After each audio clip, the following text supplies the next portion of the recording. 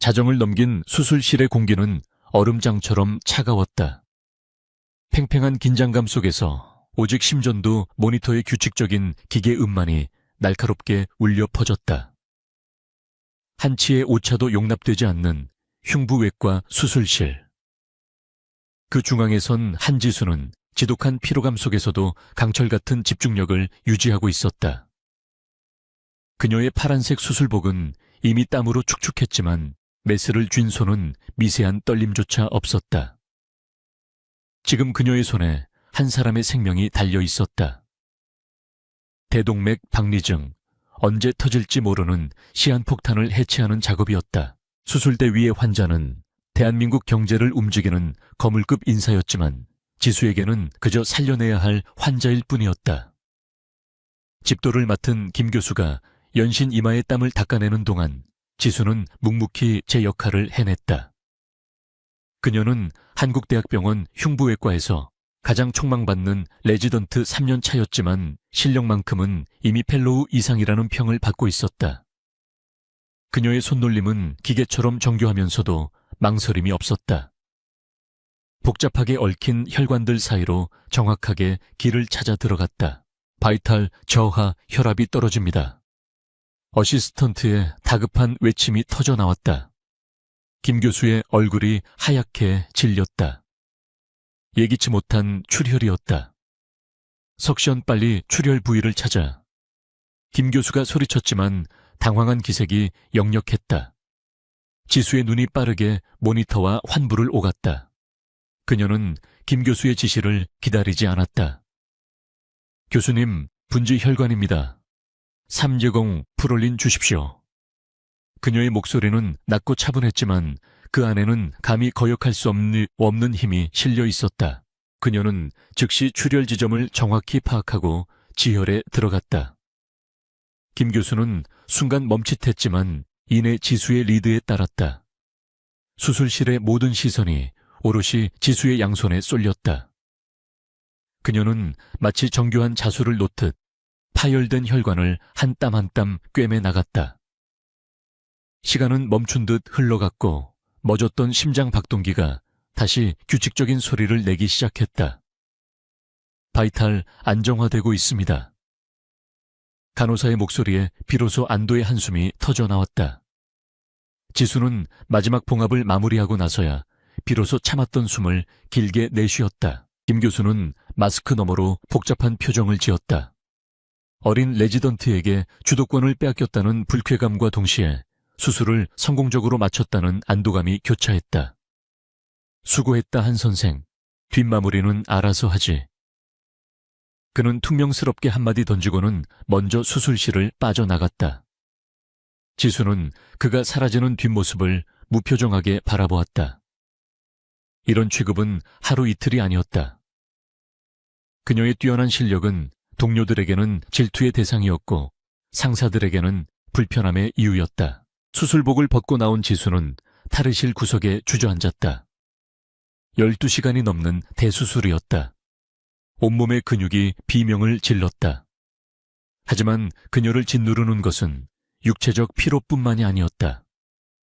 잠시 눈을 감자 병원비 독촉 고지서와 사채업자의 협박 문자가 눈앞에 어른거렸다. 그녀는 이 지옥 같은 현실에서 벗어나기 위해 유일한 가족인 할머니를 지키기 위해 의사가 되었다. 하지만 의사가 된 지금도 그녀는 여전히 돈이라는 거대한 벽 앞에서 무력했다. 그때 수술 내내 진동으로 해두었던 휴대폰이 미친 듯이 울리고 있음을 깨달았다. 발신자는 할머니가 계신 요양병원이었다. 불길한 예감이 그녀의 심장을 차갑게 옥죄었다. 여보세요, 한지수입니다. 떨리는 목소리로 전화를 받자마자 수화기 너머로 다급한 목소리가 쏟아졌다. 한지수 보호자님, 한순자 환자분께서 방금 쓰러지셨습니다. 호흡이 불안정합니다. 지금 빨리 응급실로. 지수는 전화가 끊기기도 전에 자리에서 벌떡 일어났다. 그녀는 방금 환자의 생명을 구했지만 정작 자신의 유일한 가족은 죽어가고 있었다. 지수는 미친 듯이 병원 복도를 달렸다. 방금 벗어던진 수술 가운 대신 하얀 의사 가운을 걸친 채 그녀는 한국대학병원 응급실로 향했다. 응급실은 언제나처럼 아수라장이었다. 그 혼란 속에서 유독 익숙한 얼굴이 눈에 들어왔다. 산소 마스크를 쓴 채 창백하게 누워있는 할머니 한순자 여사였다. 할머니, 지수의 목소리가 찢어질 듯 터져 나왔다. 응급의학과 의사가 다가와 암울한 표정으로 차트를 넘겼다. 급성 심근경색입니다. 이미 한 차례 심정지가 왔었습니다. 지금은 겨우 버티고 있지만 상태가 매우 위중합니다. 지수는 의사였다. 누구보다 이 상황이 얼마나 절망적인지 잘 알고 있었다. 그녀는 할머니의 차트를 빼앗듯 받아들었다. 심전도와 수치들은 그녀가 배운 최악의 시나리오를 가리키고 있었다. 이대로라면 하룻밤을 넘기기 힘들 수도 있었다. 당장 수술해야 합니다. 스텐트 삽입술로는 안 됩니다. 관상동맥 우회술이 필요합니다. 지수가 다급하게 외쳤다. 그러나 응급의학과 의사는 고개를 저었다. 환자분 연세와 현재 심장 상태로는 일반적인 우회술은 성공 확률이 희박합니다. 게다가 지금 흉부외과 수술실은 꽉 찼습니다. 절망적인 말이었다. 이 병원 최고의 흉부외과 의사 중 한 명이 바로 자신이었지만 할머니를 위해 할 수 있는 것이 없었다. 방법이 있습니다. 그때 응급실을 지나던 흉부외과 과장이 입을 열었다. 최근 우리 병원 VIP 병동에서 도입한 실험 단계의 시술이 있습니다. 프로메트스라고 불리는 인공심장 보조장치 이식술입니다. 하지만 이건 그의 말이 흐려졌다. 지수는 그 뒷말을 알고 있었다. 막대한 비용. 일반인은 상상도 할 수 없는 금액이었다. 그리고 그 시술을 승인할 수 있는 사람은 단 한 명뿐이었다. 병원장 김용환. 지수는 곧장 병원장실로 달려갔다. 이미 늦은 시간이었지만 김용환 병원장은 아직 퇴근하지 않고 누군가와 즐거운 듯 통화를 하고 있었다.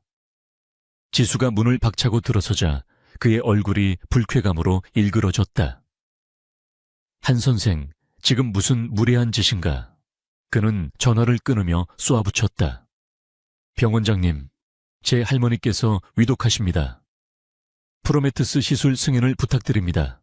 제가 어떻게든 갚겠습니다. 지수는 자존심을 버리고 무릎이라도 꿇을 기세로 애원했다. 김용환은 안경을 고쳤으며 그녀를 차갑게 훑어보았다. 한순자 환자, 요양병원에서 이송된 분 말이군. 그는 이미 보고를 받은 듯 했다. 한 선생 자네도 의사니 잘 알 거 아닌가. 그 시술은 아직 임상 단계일 뿐더러 비용이 수억 원대에 달해 병원 이사회 승인도 필요하고 규정상 불가능하네. 그의 목소리에는 일말의 동정심도 없었다. 그는 평소 자신보다 실력이 뛰어난 지수를 노골적으로 경멸하고 있었다. 규정이란요, 환자가 죽어가고 있습니다. 제가 이 병원을 위해 얼마나 지수가 항변하려 했지만 김용환은 말을 잘랐다. 자네의 공적은 병원에 대한 것이지 나 개인에 대한 게 아니야. 그리고 솔직히 말해서 그만한 비용을 감당할 능력도 없지 않나. 그는 지수의 가장 아픈 곳을 정확히 찔렀다. 일반 병동으로 옮기게. 그게 자네가 할머니를 위해 해줄 수 있는 최선일 거야.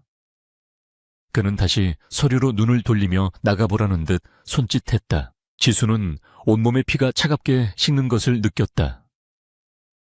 이것은 단순한 규정 문제가 아니었다. 명백한 살인이었다. 김용환은 그녀의 재능을 시기했고 이제는 그녀의 절박함을 무기 삼아 그녀를 짓밟고 있었다.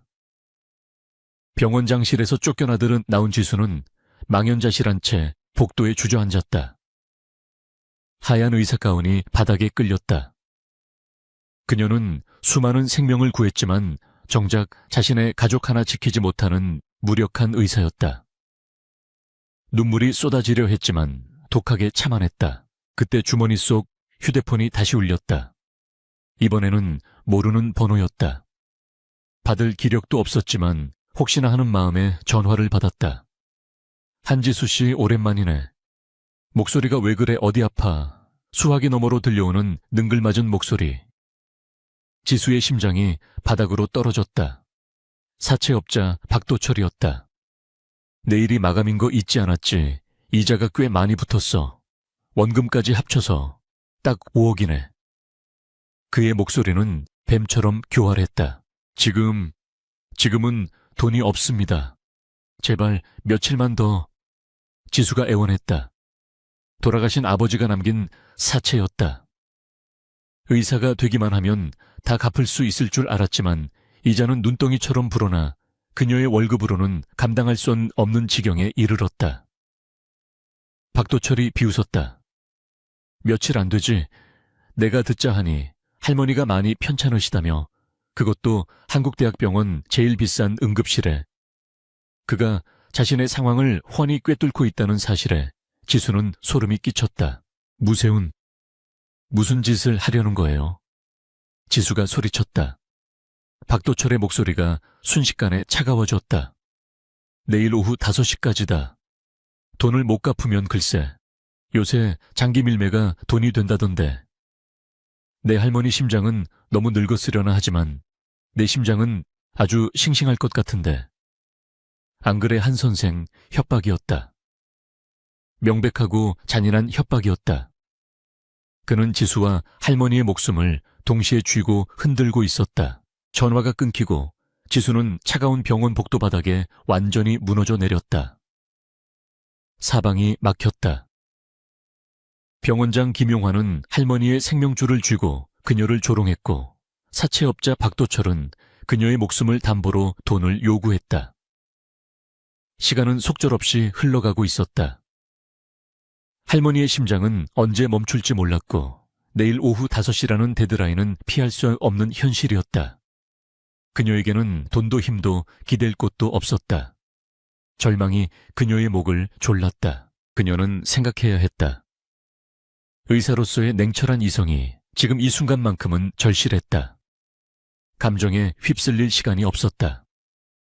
김용환이 거절한 이유, 박도철이 자신을 압박하는 이유, 모든 것은 결국 돈과 권력이었다. 그녀에게는 둘 다 없었다. 그녀가 가진 것이라고는 의사로서의 뛰어난 기술과 아직 누구에게도 허락하지 않은 그녀 자신뿐이었다. 박도철의 저열한 농담이 머릿속을 스쳤다. 내 심장은 싱싱할 것 같은데. 그녀는 문득 병원 건물 꼭대기를 올려다보았다. 한국대학병원의 실질적인 소유주 유진바이오그룹의 본사가 있는 곳.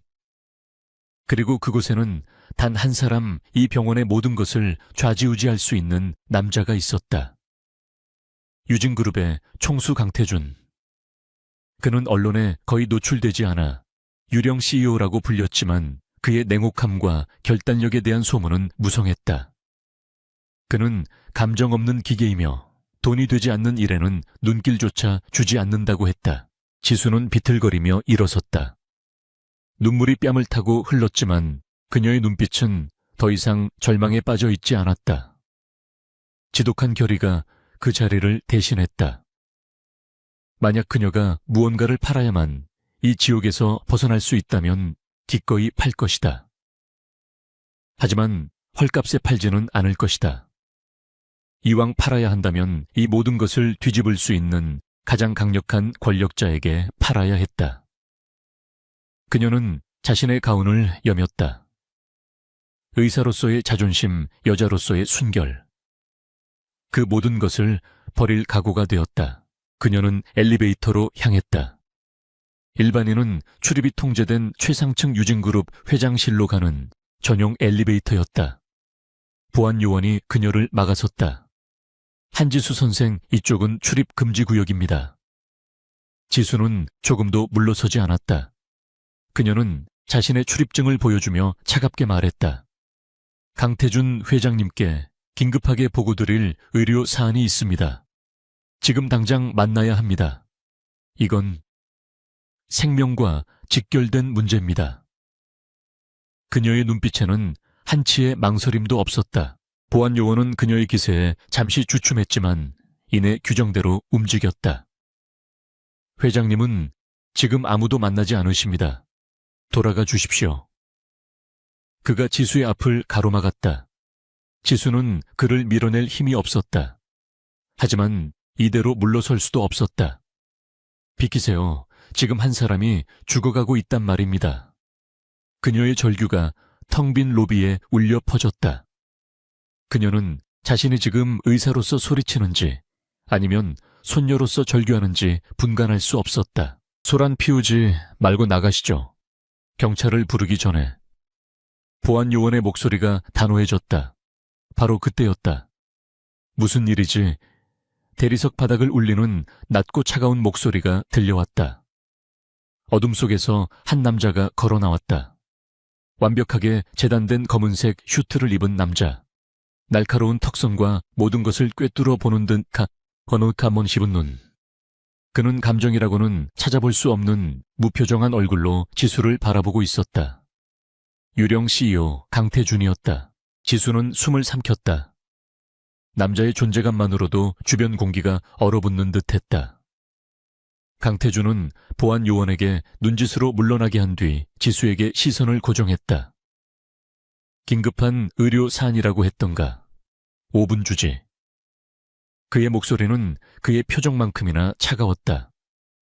그는 지수가 병원 최고의 흉부외과 의사임을 이미 알고 있는 듯 했다. 지수는 떨리는 다리에 힘을 주었다. 이것이 마지막 기회였다. 그녀는 그의 얼음 같은 시선을 정면으로 마주했다. 제 할머니께서 돌아가시게 되었습니다. 지수의 목소리가 가늘게 떨렸다. 김용환 병원장은 규정을 이유로 프로메테스 시술을 거부했습니다. 강태준은 눈썹 하나 까딱하지 않았다. 그래서 병원장 재량이다. 내가 개입할 문제가 아니군.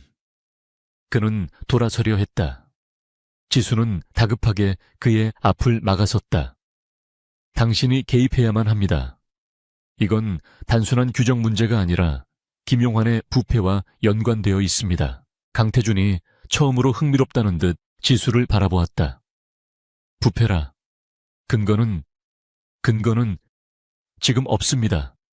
하지만 제 모든 것을 걸고 증명해 보이겠습니다. 지수는 절박했다. 시술을 승인해 주십시오. 그리고 제 빚을 갚아주십시오. 사채업자가 제 할머니와 저를 협박하고 있습니다.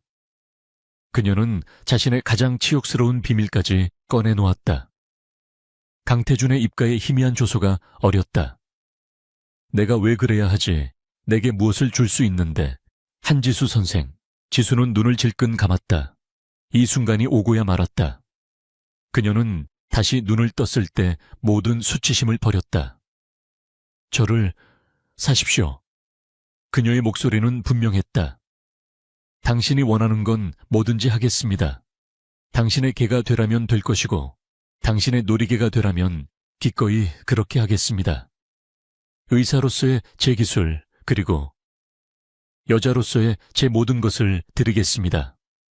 그러니 제발 제 할머니를 살려주십시오. 그녀는 무릎을 꿇었다. 하얀 의사 가운이 더러운 바닥에 끌렸다. 강태준은 무릎 꿇은 여자를 말없이 내려다보았다. 그녀의 눈에는 절망과 도끼 그리고 기묘한 자존심이 뒤엉켜 있었다. 그는 이 병원에서 수많은 탐욕과 위선을 보아왔지만 이런 종류의 거래 제안은 처음이었다. 그는 그녀의 파일을 이미 검토한 적이 있었다. 천재적인 외과 의사. 하지만 빚에 쪼들리는 불쌍한 고아. 그는 그녀의 모든 것을 알고 있었다. 어쩌면 그는 이 순간을 기다리고 있었는지도 몰랐다. 그는 몸을 숙여 지수의 턱을 붙잡고 억지로 고개를 들게 했다. 차가운 손가락이 그녀의 뺨에 닿았다. 네가 한 말 후회하지 않을 자신 있나? 지수는 그의 검은 눈동자를 똑바로 바라보며 대답했다. 후회하지 않습니다. 강태준은 천천히 일어섰다. 좋아. 거래하지. 그는 비서에게 전화를 걸었다. 김비서, 지금 당장 한순자 환자 VIP 병동으로 옮기고 프로메테스 시술 준비해. 김용환 병원장에게는 내 명령이라고 전하고. 그리고 박도철이라는 놈 처리해. 그는 전화를 끊고 다시 지수를 바라보았다. 이제 넌 내 것이다. 강태준의 차가운 선언이 텅 빈 로비에 울렸다.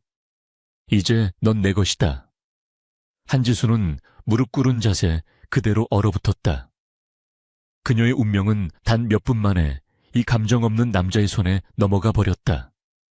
그녀가 미처 상황을 파악하기도 전에 그림자처럼 강태준의 뒤에 서 있던 김비서가 한 걸음 앞으로 나섰다. 그는 티끌 하나 없는 슈트 차림에 금태 안경을 쓴 냉철해 보이는 중년의 남자였다.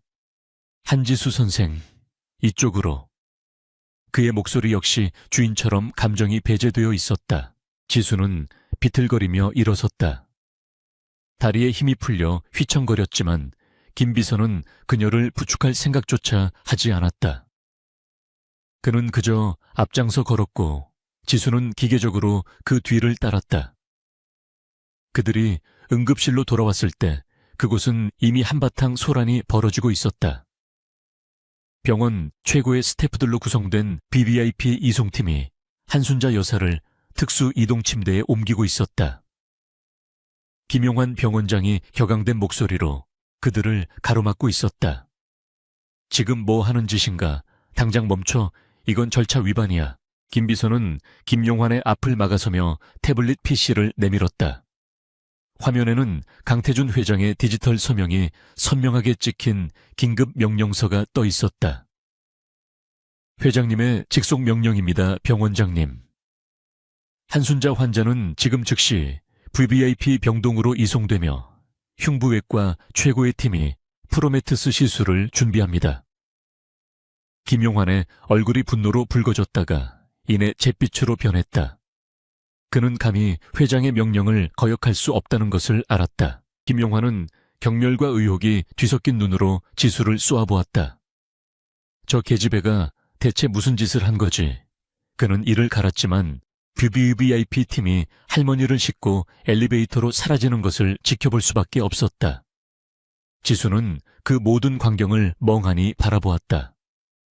방금 전까지만 해도 죽음의 문턱에 서 있던 할머니가 이제 대한민국 최고의 의료 서비스를 받게 되었다. 그 대가로 자신은 악마에게 영혼을 팔았다. 그녀는 웃어야 할지 울어야 할지 알 수 없었다. 김비서는 지수를 VVIP 병동 앞이 아닌 병원 내의 한적한 소외의실로 데려갔다. 차가운 금속 테이블 위에는 이미 서류 봉투 하나가 놓여 있었다. 회장님의 명령이 집행되기 전에 이 계약서에 서명하셔야겠습니다. 김비서가 서류를 그녀 앞으로 밀었다.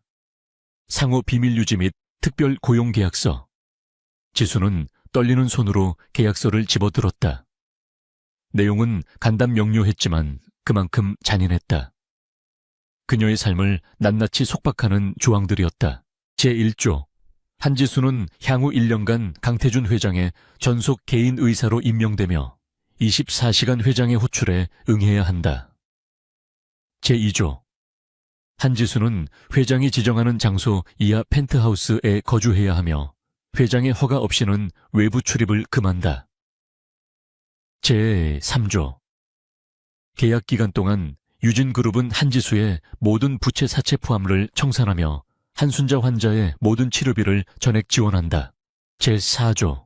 한지수는 계약 기간 동안 알게 된 회장의 모든 사생활 및 건강 상태에 대해 절대적인 비밀을 유지해야 한다. 마지막 조항은 위약금에 관한 것이었다. 계약 파기 시 그녀는 지원받은 모든 금액의 100배를 배상해야 했다. 사실상 그녀를 영원한 노예로 만드는 조항이었다. 지수는 숨이 막혔다. 전속 개인 의사라는 말은 교묘한 포장이었다. 본질은 그가 말한 그의 건이라는 의미임을 모를 리 없었다. 그녀는 자신이 어떤 굴욕적인 일들을 감당해야 할지 상상조차 하기 힘들었다. 하지만 그녀에게 선택권이 있었던가. 김비서는 펜을 내밀며 재촉했다. 수술팀이 대기 중입니다, 한 선생. 시간이 없습니다. 그 말에 지수는 정신을 차렸다. 할머니. 모든 것은 할머니를 위해서였다. 그녀는 더 이상 망설이지 않았다. 펜을 집어들고 계약서 마지막 장의 서명란에 자신의 이름을 적었다. 한지수. 그 세 글자를 쓰는 순간 그녀는 의사 한지수로서의 삶과 여자 한지수로서의 존엄이 산산조각 나는 소리를 들었다. 그녀가 서명을 마치자마자 김 비서는 계약서를 회수했다. 이제 수술 참관실로 가시죠. 환자분의 상태를 직접 확인하셔야 할 테니. 그의 말에는 어떤 위로도 동정도 없었다. 지수는 차가운 복도를 따라 수술 참관실로 향했다. 유리창 너머로 방금 전까지 자신이 서 있던 수술실이 보였다. 병원 최고의 외과 과장과 그녀의 동료들이 분주하게 움직이며 프로메트스 시술을 준비하고 있었다. 지수는 유리창에 이마를 기댔다. 그녀는 저 안에 있어야 했다. 할머니의 심장을 직접 집도해야 했다. 하지만 지금 그녀는 그저 구경꾼일 뿐이었다. 그녀의 손은 매수 대신 치욕적인 계약서를 잡았다. 수술은 순조롭게 진행되었다. 그녀가 한 번도 본 적 없는 최첨단 장비들이 동원되었고 팀은 완벽한 호흡을 보여주었다. 몇 시간 후 할머니의 심장은 기계의 도움을 받아 다시 힘차게 뛰기 시작했다. 지수는 그제야 안도의 한숨을 내쉬며 바닥에 주저앉았다. 할머니가 VVIP 회복실로 옮겨지고 지수가 잠시 할머니의 손을 잡고 있을 때 김 비서가 다시 나타났다. 회장님께서 찾으십니다. 짐은 이미 챙겨두었습니다. 지수는 반문할 기력도 없었다. 그녀는 잠든 할머니의 얼굴을 한 번 더 바라본 뒤 묵묵히 그를 따랐다. 병원 지하 주차장에는 검은색 세단이 대기하고 있었다. 지수가 차에 타자 차는 소리 없이 미끄러지며 어둠 속으로 사라졌다. 그녀는 자신이 어디로 가는지 알지 못했다. 차가 도착한 곳은 서울의 야경이 한눈에 내려다 보이는 남산의 최고급 펜트하우스였다. 유진그룹 소유의 강태준만이 거주하는 성채였다. 내부는 상상 이상으로 거대하고 차가웠다. 온통 흙과 백 그리고 회색으로만 이루어진 인테리어는 주인의 성격을 그대로 반영하는 듯했다. 회장님은 서재에 계십니다. 그리고 오늘부터 이곳이 한 선생의 방입니다. 김 비서가 가리킨 곳은 서재 바로 옆에 작은 방이었다. 지수는 자신의 짐이 이미 방 안에 단정하게 정리되어 있는 것을 보았다. 병원 기숙사에 있던 몇 안 되는 옷가지와 의학 서적들이 전부였다. 그녀는 잠시 숨을 고른 뒤 서재의 문을 노크했다. 들어와. 안에서 낮고 무거운 목소리가 들려왔다. 지수가 문을 열고 들어서자 강태준은 거대한 통유리창을 등진 채 도시의 야경을 내려다보고 있었다. 그는 여전히 완벽한 슈트 차림이었지만 넥타이는 살짝 풀어져 있었다. 그의 책상 위에는 그녀가 예상했던 와인잔이나 시가 대신 수북이 쌓인 서류와 여러 대의 모니터가 켜져 있었다. 그는 돌아보지 않고 말했다. 할머니 수술은 성공적이라고 들었다. 박도철이라는 자도 정리됐어. 내 빚은 이제 없어. 지수는 순간 숨을 삼켰다. 정리됐다는 말의 의미는 굳이 묻지 않아도 알 수 있었다.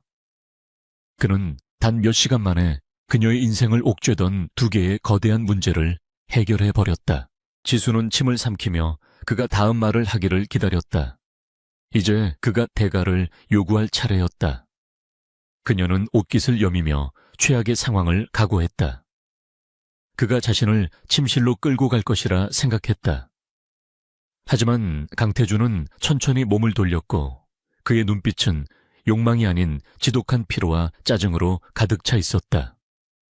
그는 책상 한쪽에 쌓여있던 두꺼운 파일 뭉치를 들어 지수에게 던지듯 밀었다. 서류들이 요란한 소리를 내며 테이블 위로 쏟아졌다. 저게 뭡니까? 지수가 당황해서 물었다. 서류들은 온통 영어와 독일어로 된 복잡한 의학 논문과 임상 데이터 차트였다. 유진 바이오가 차기 주력 사업으로 검토 중인 신경재생 치료제 관련 자료다. 강태준의 목소리는 얼음장 같았다. 경쟁사들의 데이터와 우리 측 임상 1상 결과가 뒤섞여 있어. 내일 오전 6시까지 이 치료제의 상용화 가능성 잠재적 리스크, 그리고 경쟁사 대비 우리가 가진 우위와 약점을 모두 분석해서 보고해. 지수는 눈을 크게 떴다. 이게 무슨 상황인지 이해할 수 없었다. 하지만 회장님, 저는 흉부외과 의사입니다. 신경재생 분야는 제 전공이. 그녀의 말이 끝나기도 전에 강태준이 그녀를 쏘아붙였다. 넌 무엇이든 하겠다고 했다.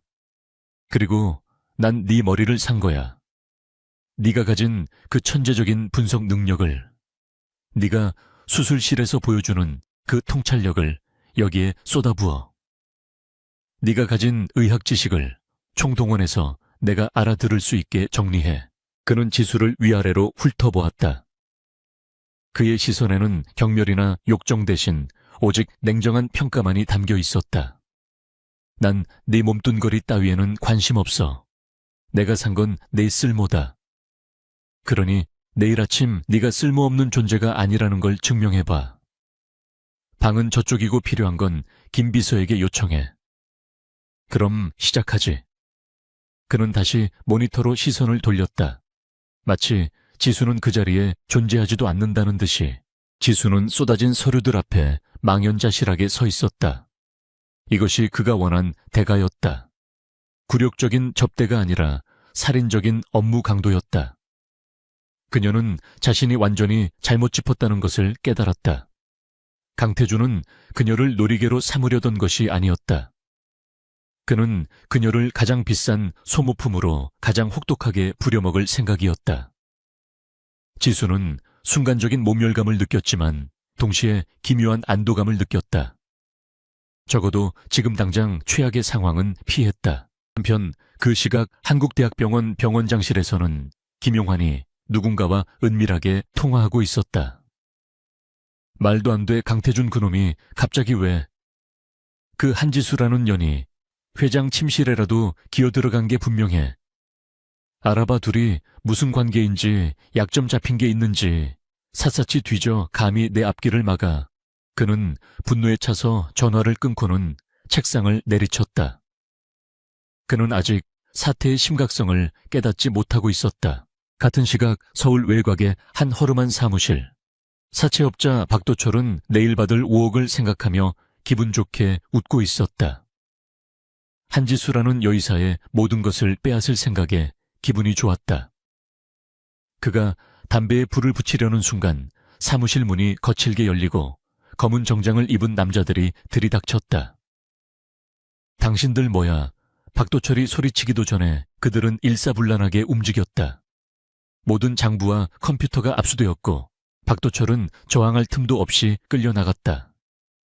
그의 비명은 방금 처리된 사무실 밖으로 새어나가지 못했다. 펜트하우스의 서재에는 서류 넘기는 소리만이 가득했다. 지수는 이미 의사 가운을 벗어던지고 낯선 자료들과 씨름하고 있었다. 그녀의 눈은 피로로 붉게 충혈되었지만 한번 집중하기 시작한 그녀의 뇌는 무섭게 회전하기 시작했다. 강태준은 그런 그녀를 흐깃 쳐다보았다. 그의 무표정한 얼굴 뒤로 누구도 읽을 수 없는 복잡한 감정이 스쳐 지나갔다. 그는 이미 오래전부터 그녀를 알고 있었다. 그리고 이 모든 것은 그의 거대한 그림의 시작일 뿐이었다. 밤새 서재의 불은 꺼지지 않았다. 한지수는 거대한 테이블을 가득 메운 자료들과 사투를 벌였다. 낯선 신경학 용어들과 복잡한 화학식 임상 데이터들이 그녀의 머릿속으로 쉴 새 없이 밀려들었다.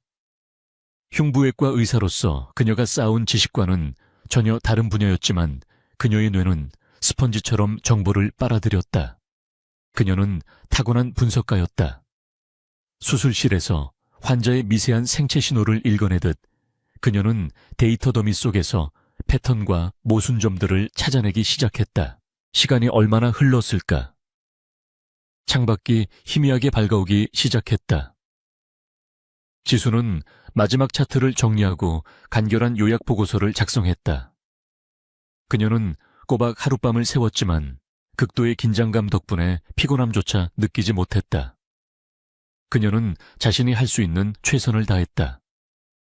강태준이 요구한 쓸모를 증명하기 위해서, 그리고 무엇보다 할머니의 생명을 담보 잡은 이 거래에서 살아남기 위해서였다. 정확히 오전 6시 서재 문이 열리고 강태준이 들어섰다. 그는 밤사이 샤워를 마쳤는지 완벽하게 다려진 셔츠 차림이었고 지독한 불면의 흔적 따위는 찾아볼 수 없었다. 그는 지수가 정리한 보고서를 집어들었다. 그의 눈이 종이 위를 빠르게 훑어내렸다. 방 안에는 종이 넘기는 소리 외에 아무 소리도 들리지 않았다. 지수는 마른 침을 삼키며 그의 평가를 기다렸다. 그녀의 운명이 이 보고서 한 장에 달려있는 듯했다. 몇 분이 흘렀을까? 강태준은 보고서를 테이블 위에 던졌다. 이게 다인가? 그의 목소리는 실망감을 감추지 않았다. 겨우 이 정도 분석을 하려고 밤을 샌 건가? 경쟁사 데이터의 치명적인 결함은 왜 언급하지 않았지? 우리 측 임상 1상의 성공률이 과장되었다는 가능성은? 그는 지수가 미처 발견하지 못했거나 혹은 감히 지적하지 못했던 핵심을 정확히 찔렀다. 지수의 얼굴이 창백해졌다. 그녀는 최선을 다했지만 그의 기준에는 턱없이 모자랐다. 네온, 내 전공이 아니라는 핑계 뒤에 숨을 생각인가? 강태준이 차갑게 쏘아붙였다. 난 내게 변명을 산 게 아니야. 결과를 샀지. 다시 해. 오늘 오후까지 이 서재에서 한 발자국도 나갈 생각 마. 그는 지수에게 반박할 기회조차 주지 않았다.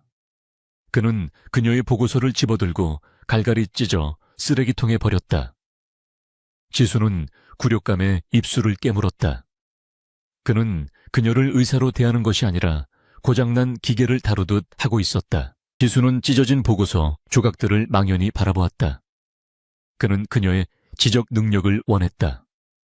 하지만 그것은 협업이 아닌 착취였다. 그녀는 펜트하우스라는 호화로운 감옥에 갇힌 채 그의 명령에 따라 움직여야 하는 존재일 뿐이었다.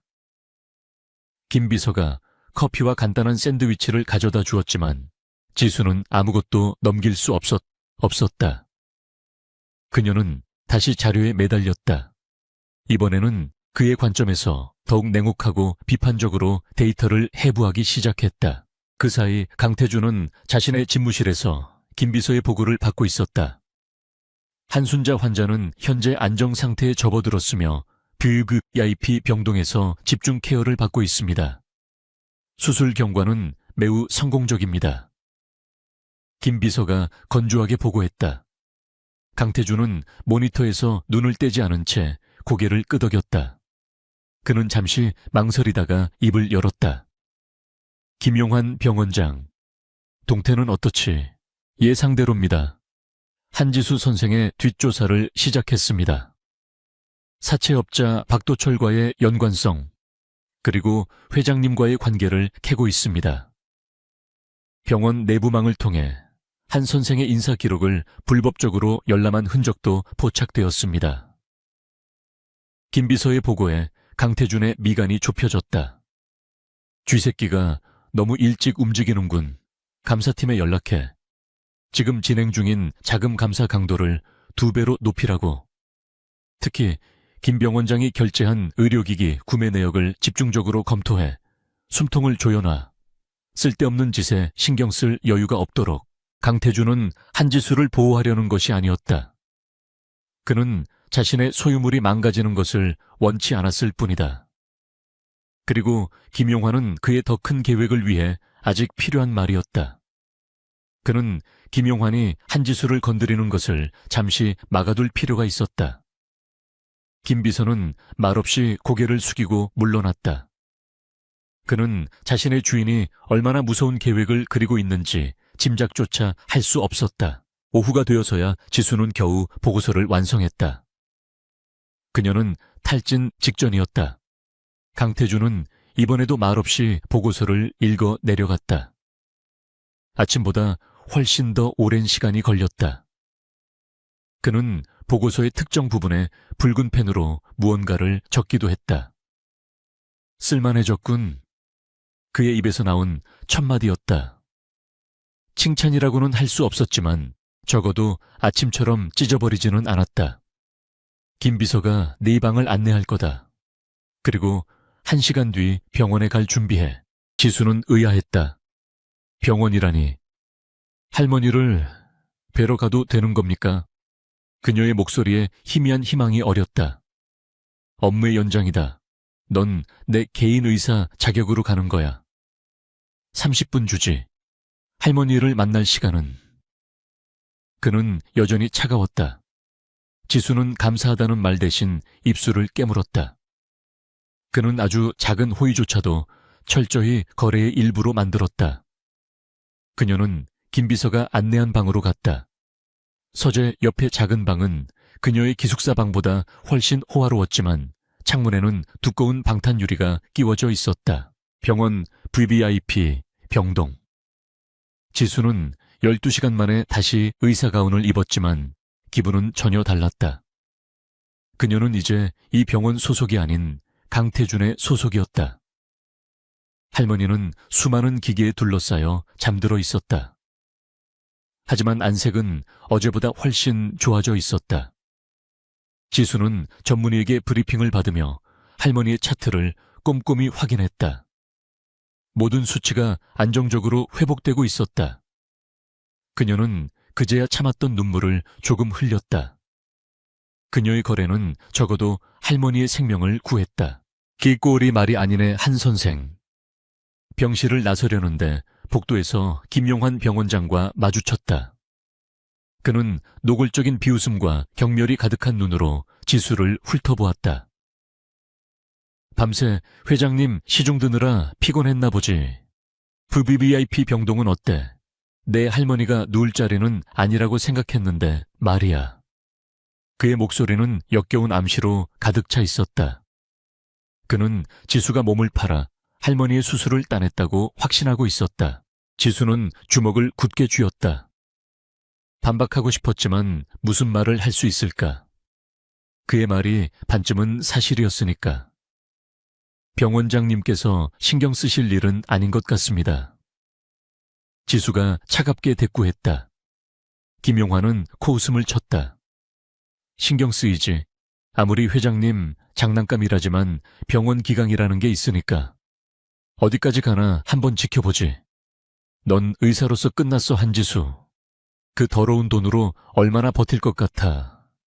그는 지수의 어깨를 일부러 세게 치고 지나갔다. 지수는 복도에 홀로 서서 치욕감으로 몸을 떨었다.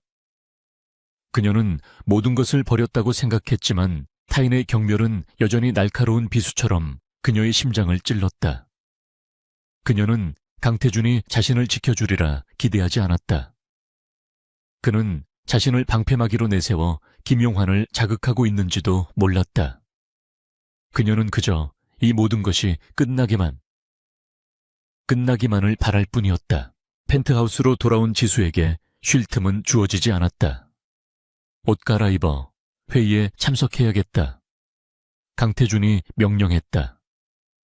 김 비서가 그녀에게 단정한 검은색 정장 세트를 내밀었다. 지수는 영문도 모른 채 옷을 갈아입고 그를 따라 나섰다.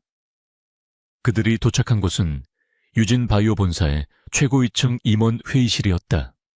거대한 테이블에는 회사의 핵심 임원들이 모두 모여 있었고 그들은 갑자기 등장한 낯선 여자를 의아하게 바라보았다. 내 개인 주치의인 한지수 선생이다. 오늘 논의할 안건에 대해 의료 자문을 해줄 사람이지. 강태준이 무심하게 소개했다. 임원들의 시선에 노골적인 의심과 무시가 스쳤다. 저렇게 젊은 여자가 그것도 회장의 개인 주치의라니. 뻔한 관계라고 생각하는 듯했다. 회의가 시작되자 지수는 이곳에 불려온 이유를 깨달았다. 바로 그녀가 밤새 분석했던 신경재생 치료제 프로젝트에 대한 최종 결정 회의였다. 연구팀장이 나와서 임상 1상의 성공적인 결과에 대해 화려하게 발표했다. 당장이라도 2상에 돌입해야 하며 막대한 투자가 필요하다고 역설했다. 주가는 폭등할 것이고 경쟁사들을 압도할 것이라는 장밋빛 전망이 이어졌다. 임원들은 모두 흥분한 듯 보였다. 지수는 자신의 보고서와 전혀 다른 내용에 혼란스러웠다. 그녀가 분석한 데이터는 분명 심각한 위험 신호를 보내고 있었다. 발표가 끝나고 강태준이 입을 열었다. 한 선생, 어떻게 생각하지? 모든 시선이 지수에게 쏠렸다. 지수는 망설였다. 이 자리에서 연구팀장의 발표를 반박하는 것은 회사의 모든 임원을 적으로 돌리는 행위였다. 의료 자문이라며 내 의견을 말해. 강태준이 재촉했다. 지수는 심호흡을 했다. 이 순간 그녀는 강태준의 소유물이 아니라 의사 한지수였다. 그녀는 환자의 생명을 다루는 사람으로서 거짓을 말할 수 없었다. 발표 내용은 사실과 다릅니다. 지수의 목소리가 회의실에 울렸다. 임원들의 얼굴이 굳어졌다. 연구팀장은 그녀를 쏘아보았다. 지금 무슨 소리를 하는 겁니까? 지수는 아랑곳하지 않고 자신이 분석한 데이터를 스크린에 띄웠다. 연구팀은 성공률을 부풀리기 위해 특정 데이터를 의도적으로 배제했습니다. 이 약물은 단기적으로 신경재생 효과를 보이지만 5%의 환자에게서 치명적인 면역 거부 반응을 유발할 가능성이 있습니다. 이건 성공이 아니라 재앙입니다. 회의실은 찬물을 끼얹은 듯 조용해졌다. 지수는 밤새 외웠던 데이터와 논문들을 근거로 조목조목 연구팀의 오류를 지적했다. 그녀의 분석은 날카롭고 빈틈이 없었다. 연구팀장은 얼굴이 붉어져 반박하려 했지만 지수가 제시한 증거 앞에서 입을 다물었다. 임원들은 경악했다. 하마터면 회사의 명운을 건 프로젝트에서 돌이킬 수 없는 실수를 할 뻔했다. 강태준은 그 모든 광경을 무표정하게 지켜보고 있었다. 그는 이미 지수의 보고서를 통해 이 사실을 알고 있었다. 그는 지수를 이용해 연구팀 내부의 부패와 무능을 임원들 앞에서 폭로한 것이었다. 프로젝트는 전면 보류한다. 연구팀은 해체하고 관련자 전원 감사팀의 조사를 받게. 강태준의 냉혹한 선언이 떨어졌다. 임원들은 감히 이의를 제기하지 못했다. 회의가 끝나고 지수는 탈진한 채 의자에 주저앉았다. 그녀는 자신이 또다시 이용당했다는 것을 깨달았다. 강태준은 그녀의 의학적 양심을 이용해 자신의 비즈니스적 결정을 정당화했다. 그는 그녀를 총알 바디로 내세웠고 그녀는 완벽하게 그 역할을 수행했다. 펜트하우스로 돌아오는 차 안에서 지수는 강태준에게 물었다. 왜 저를 이용하신 겁니까? 회장님은 이미 답을 알고 계셨잖아요. 강태준은 창밖을 바라보며 대답했다. 난 내 돈을 아낄 수 있는 모든 도구를 활용할 뿐이야. 넌 오늘 네 몸값을 증명했어. 그의 말은 지수의 가슴에 비수처럼 꽂혔다. 몸값. 그녀는 여전히 그에게 팔린 물건일 뿐이었다. 그날 밤 지수는 지독한 악몽에 시달렸다. 자신이 끝없는 데이터의 바다에 빠져 허우적거리는 꿈이었다. 그때 방문이 거칠게 열리는 소리에 잠에서 깼다. 강태준이었다. 그는 평소의 완벽한 모습이 아닌 땀에 젖은 셔츠 차림으로 비틀거리고 있었다. 그의 눈은 고통스러운 듯 굳게 감겨 있었다. 지수가 놀라 침대에서 일어나기도 전에 그가 명령했다. 잠들게 해줘. 그의 목소리는 간신히 쥐어짜 내는 듯 고통스러웠다. 수면제는 안 돼. 지수는 그가 지독한 만성불면증 환자라는 것을 직감했다. 그녀는 그에게 다가갔다. 그가 자신을 해칠지도 모른다는 두려움이 들었지만 그녀는 의사였다.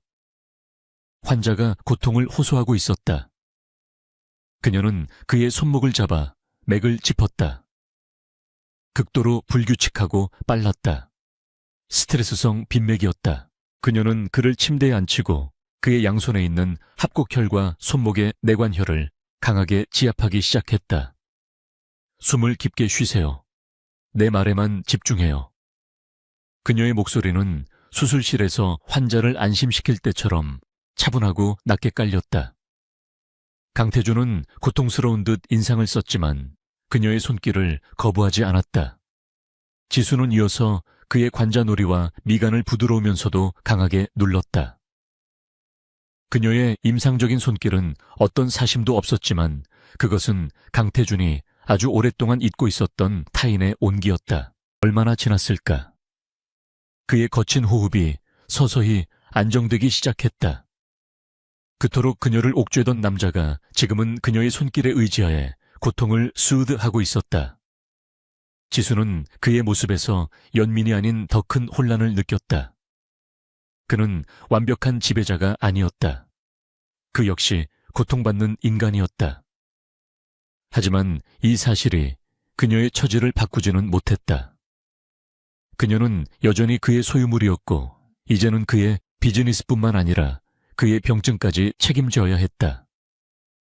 강태준의 몸이 옆으로 기울어지며 깊은 잠에 빠져들었다. 지수는 뜬 눈으로 그 밤을 지새워야 했다. 그날 밤 이후 펜트하우스의 공기는 더욱 살얼음판 같아졌다. 강태준은 자신의 가장 약한 모습을 한지수에게 보였다는 사실에 분노하는 듯 했다. 그는 다음 날 아침 언제 그랬냐는 듯이 완벽한 모습으로 서재에 나타났다.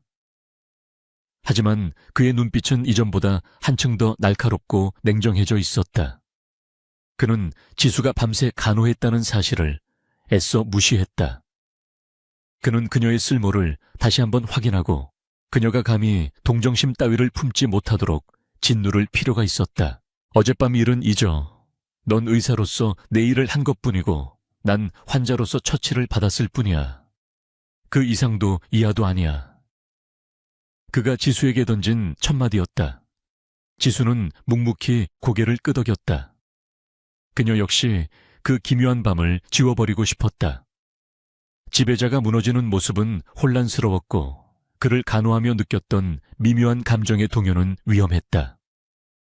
그녀는 오직 할머니의 안위만을 생각해야 했다. 그녀는 다시 강태준의 완벽한 도구로 돌아왔다. 강태준은 그녀를 더욱 혹독하게 몰아붙였다. 그는 이제 유진 바이오의 문제를 넘어 그룹 전체의 복잡한 현안들을 그녀 앞에 던져놓았다. 해외 자산 운용 보고서, 경쟁사의 특허 분쟁 자료, 심지어 적대적 M&A에 대비한 방어 전략까지. 그것들은 의학과는 전혀 상관없는 분야였지만 그는 막무가내였다. 네가 가진 분석력으로 이 자료들 속에 맥점을 찾아내. 숫자들이 말하는 거짓말을 읽어내란 말이다. 지수는 매일 밤을 새워야 했다. 뇌가 타들어가는 것 같은 고통 속에서도 그녀의 정신은 기묘하게도 더욱 날카로워졌다. 그녀는 강태준이 자신을 단순한 의사로 산 것이 아님을 깨달았다. 그는 그녀의 사고방식 문제에 접근하는 논리, 그리고 무엇보다 절박함 속에서도 무너지지 않는 집중력을 원했다. 그녀는 자신이 거대한 체스판 위에 올려진 조림을 알았지만 살아남기 위해 기꺼이 퀸처럼 움직여야 했다. 그 와중에도 할머니를 만나는 짧은 시간은 유일한 위안이었다. 할머니의 상태는 눈에 띄게 호전되고 있었다. 지수야, 이 좋은 병실이 다 뭘 한다냐. 꼭 꿈만 같구나. 할머니가 그녀의 손을 잡으며 말했다. 지수는 애써 미소를 지었다. 할머니 다 잘 될 거예요. 얼른 기운 차리셔야죠. 그때 할머니가 무심코 한마디 했다. 근데 요 며칠 전에 맞은 주사가 좀 독했나 봐. 잠깐 가렵고 숨이 답답하더니 간호사한테 말하니까 금방 괜찮아지긴 했다만. 지수의 미간이 순간 좁혀졌다. 알레르기 반응. VVIP 병동에서는 사소한 것이라도 그냥 넘길 리가 없었다. 간호사가 뭐라고 하던가요? 아니 뭐 별거 아니라고. 가끔 있는 일이래. 약도 바로 바꿔줬어. 할머니는 대수롭지 않게 말했지만 지수의 마음속에는 작은 의심의 불씨가 남았다. 그녀는 돌아가는 길에 담당 주치의를 붙잡고 그날의 투약 기록을 확인했다. 기록상으로는 아무런 문제가 없었다. 하지만 그녀는 그 찜찜함을 떨쳐버릴 수 없었다.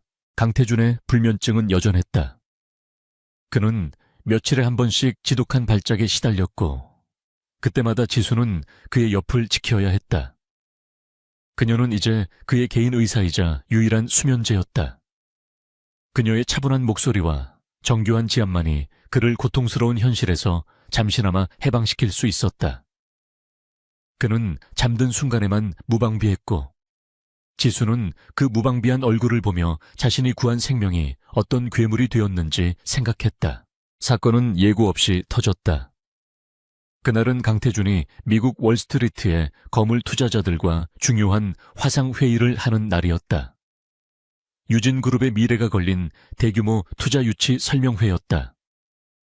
강태준은 이미 며칠 밤을 꼬박 세운 상태였지만 초인적인 정신력으로 회의를 이끌고 있었다. 지수는 카메라 밖에서 대기하며 혹시 모를 그의 건강 상태를 체크하고 복잡한 데이터를 실시간으로 넘겨주고 있었다. 회의가 절정으로 치닫던 순간이었다. 강태준이 투자자들의 날카로운 질문에 막힘없이 대답하며 그들을 압도하고 있었다. 그러다 갑자기 그의 목소리가 끊겼다. 그는 화면 속 투자자들을 바라보며 미간을 짚었다. 식은땀이 그의 이마를 타고 흘러내렸다. 강 회장님 괜찮으십니까? 모니터 속 누군가가 물었다. 강태준은 대답하려 했지만 입술만 달싹일 뿐이었다.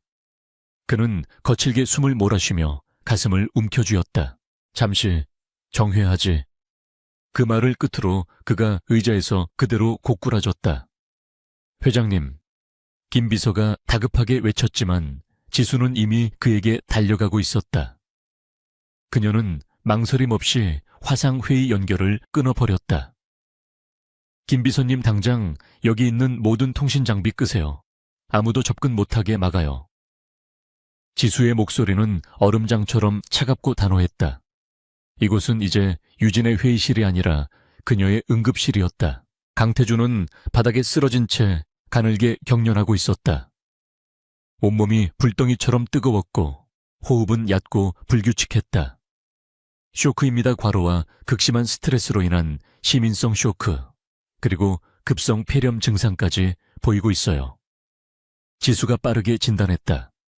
그녀는 그의 넥타이를 풀고 셔츠 단추를 뜯어냈다. 김 비서님 당장 병원 VVIP 병동에 연락해서 이동형 제세동기랑 산소 탱크, 그리고 에피네프린 1mg 준비시켜요. 빨리. 김 비서는 이 어린 여의사의 기세에 압도당해 로봇처럼 그녀의 지시에 따랐다. 지수는 응급키트에서 주사기를 꺼내 강태준의 팔에 아이브 라인을 확보했다. 그녀의 손은 조금의 떨림도 없었다. 이 순간 그녀는 그를 증오하지도 동정하지도 않았다. 그는 오직 그녀가 살려내야 할 환자일 뿐이었다.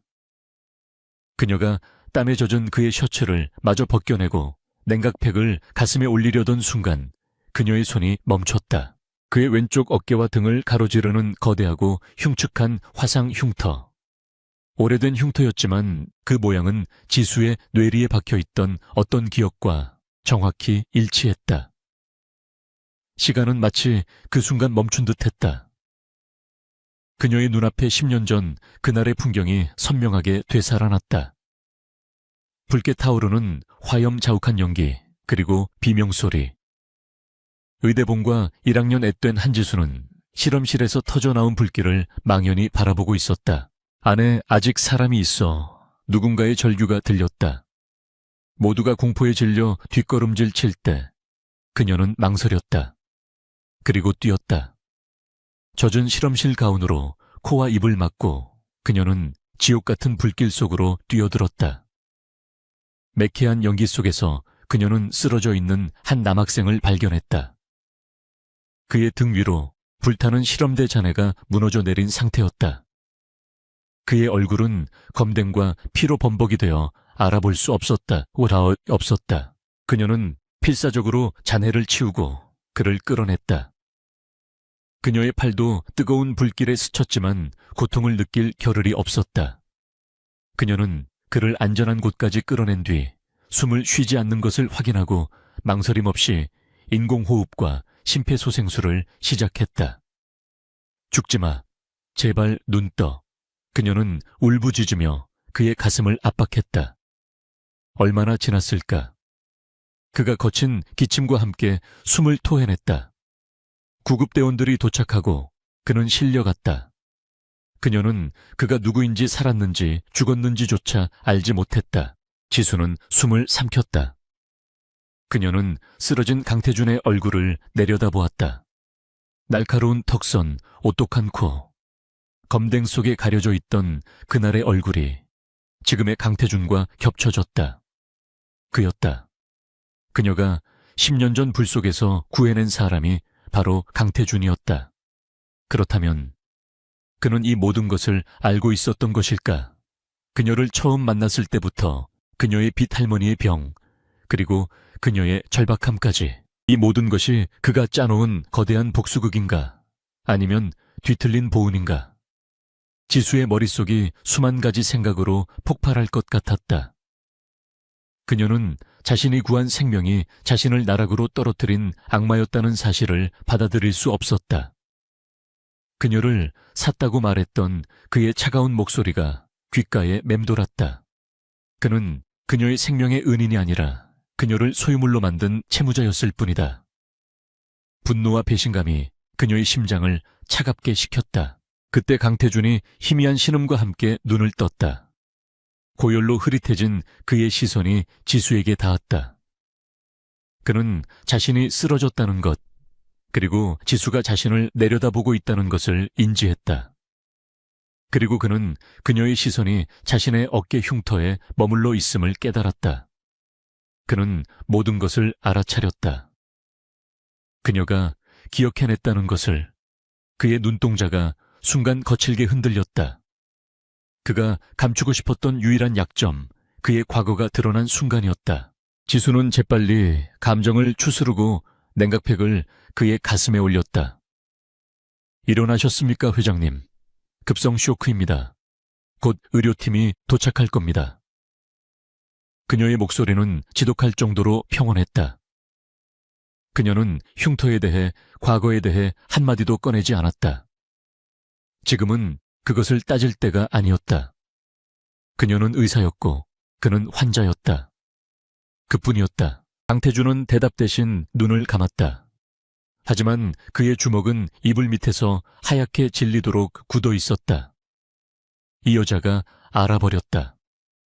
자신의 가장 치욕스러운 순간을 목격하고 자신의 생명을 구했던 그 여자가 하필이면 한지수였다. 그가 오랫동안 찾아 헤맸지만 만날 수 없었던, 그리고 동시에 가장 만나고 싶지 않았던 사람이었다. 그들의 계약은 이제 단순한 채무 관계를 넘어 끔찍하게 뒤엉킨 과거의 굴레로 변해버렸다. 의료팀이 도착하고 강태준은 펜트하우스 내의 응급시설로 옮겨졌다. 그는 병원으로의 이송을 완강히 거부했다. 자신이 쓰러졌다는 사실이 외부에 알려지는 것을 극도로 경계했다. 지수는 밤새 그의 곁을 지키며 열을 내리고 바이탈을 체크했다. 두 사람 사이에는 어떤 대화도 오가지 않았다. 침묵은 공기보다 무겁게 그들을 짓눌렀다. 다음 날 새벽 강태준의 열이 내리고 안정을 되찾았다. 그는 지친 목소리로 김비서를 불렀다. 회의는 어떻게 됐지? 회장님께서 쓰러지신 직후 한지수 선생이 기지를 발휘해 통신장애로 인한 기술적 문제라고 둘러댔습니다. 투자자들은 내일 다시 회의를 재개하기로 했습니다. 큰 동요는 없는 듯 합니다. 김 비서의 보고에 강태준은 잠시 눈을 감았다. 또다시 그녀에게 빚을 졌다. 그는 김 비서에게 눈짓했다. 김 비서는 지수가 없는 것을 확인하고 낮은 목소리로 보고를 이어갔다. 어제 한순자 환자에게 투약된 약물에서 미세한 성분 변형을 발견했습니다. 알레르기를 유발할 수 있는 소량의 물질이었습니다. VVIP 병동의 간호팀장 김용환 병원장의 직계 라인입니다. 강태준의 눈이 차갑게 빛났다. 드디어 쥐새끼가 덫을 건드렸군.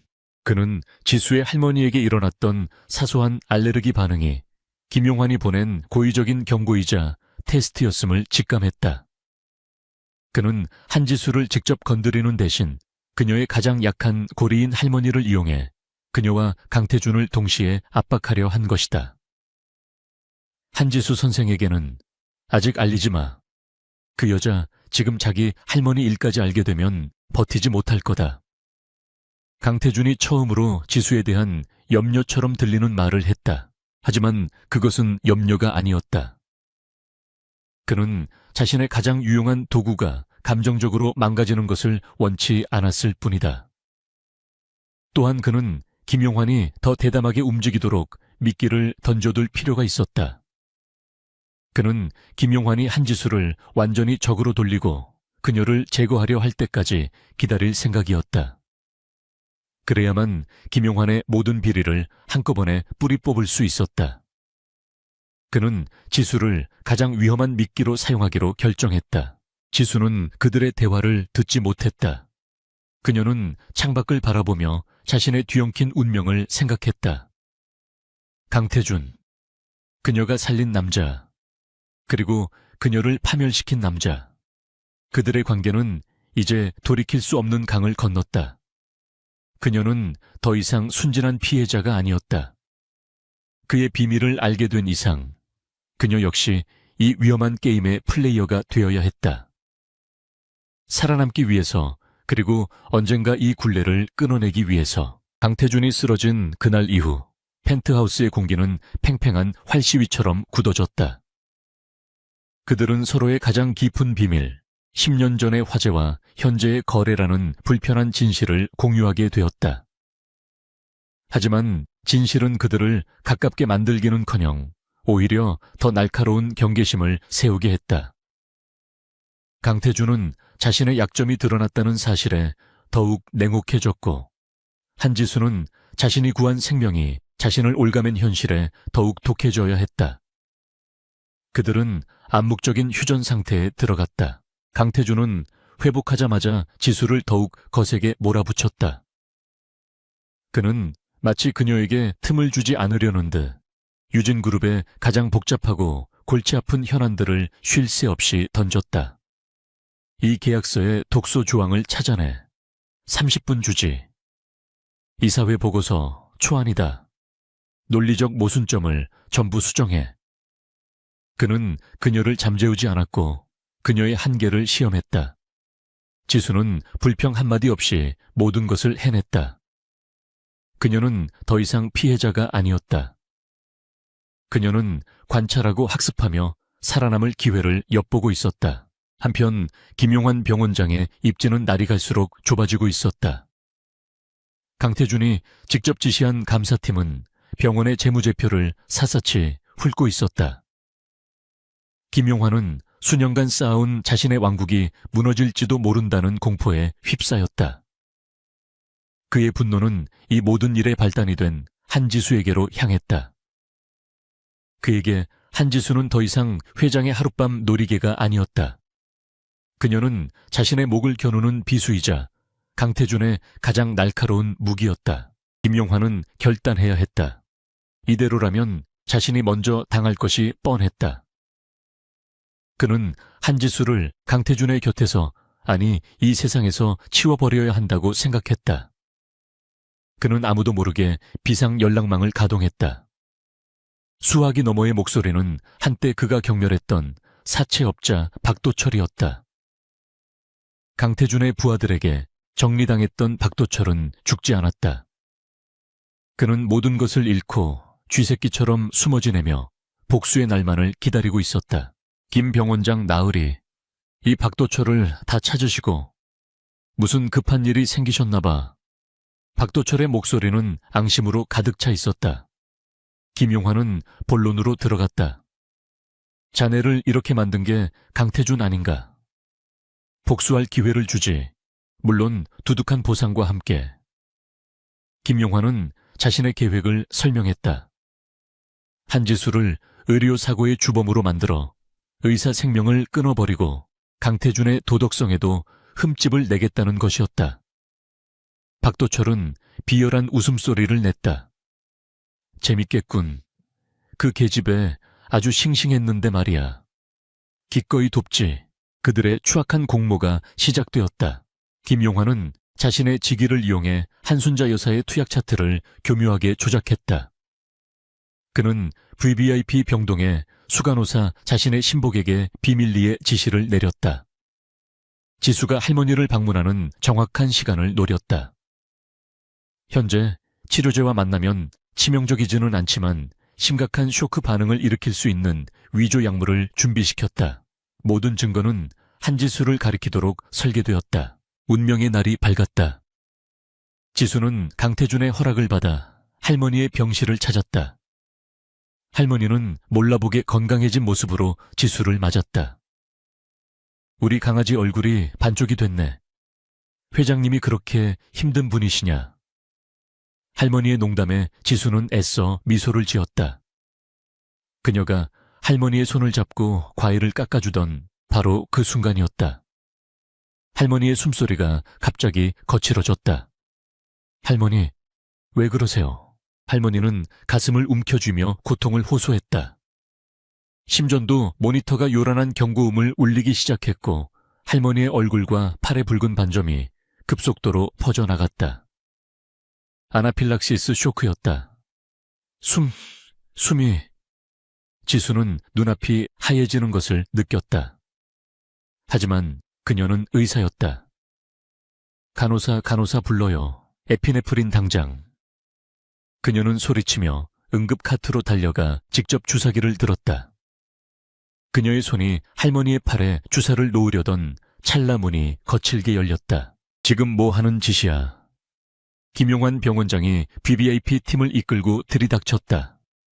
그는 지수의 손에 들린 주사기를 낚아채듯 빼앗았다. 한지수 선생, 감히 환자에게 무슨 짓을 한 건가? 그는 마치 이 순간을 기다렸다는 듯이 소리쳤다. 쇼크입니다. 빨리 처치해야. 지수가 절규했지만 김용환은 그녀를 밀쳐냈다. 내년이 멋대로 투약해서 생긴 쇼크겠지. 김용환은 침대 옆 탁자 위에 놓인 작은 빈 약병을 집어들었다. 이건 병원 처방 목록에 없는 약물이다. 네가 이걸 주사했지. 네 할머니를 상대로 불법 임상시험이라도 한 거냐? 지수는 무슨 말인지 알 수 없었다. 그녀는 저런 약병을 본 적도 없었다. 아닙니다. 전 아무것도. 바로 그때 수간호사가 울먹이며 나섰다. 병원장님, 사실 한 선생이 아까부터 자기가 직접 약을 챙기겠다고. 제가 잠시 자리를 비운 사이에 완벽한 함정이었다. 지수는 피가 차갑게 식는 것을 느꼈다. 거짓말 당신들. 그녀가 소리쳤지만 아무도 그녀의 말을 듣지 않았다. 김용환은 보안 요원에게 손짓했다. 당장 저 여자를 병원 밖으로 끌어내. 감히 신성한 병원에서 환자의 목숨을 가지고 장난을 쳐. 지수는 속수무책으로 끌려나갔다. 그녀는 할머니의 이름을 부르짖었지만 병실 문은 그녀 앞에서 무정하게 닫혔다. 김용환은 즉시 긴급 징계위원회를 소집했다. 그는 이 기회를 놓칠 생각이 없었다.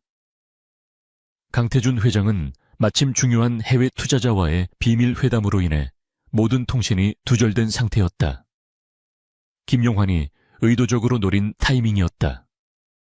징계위원회는 일사천리로 진행되었다. 조작된 증거와 수간호사의 거짓 증언, 그리고 마침 그 순간을 포착한 CCTV 영상 지수가 약물 카트 근처에 서성이는 모습만 교묘하게 편집된 이 증거로 제출되었다. 한지수는 강태준 회장의 개인 고용인 신분으로 병원의 공식적인 승인 없이 환자에게 불법적인 의료 행위를 시도했다는 누명을 썼다. 환자 한순자에 대한 접근 금지 및 무기한 직무 정지. 그것이 징계위원회의 결론이었다. 지수는 하얀 의사가운을 벗긴 채 병원에서 쫓겨났다. 그녀는 모든 것을 잃었다. 의사로서의 명예, 그리고 할머니를 만날 수 있는 유일한 권리까지도. 지수는 비틀거리며 펜트하우스로 돌아왔다. 그녀는 분노와 치욕 그리고 할머니에 대한 걱정으로 온몸이 떨렸다. 그녀는 강태준이 이 모든 것을 해결해 주리라 기대했다. 아니, 적어도 자신의 말을 믿어주길 바랐다.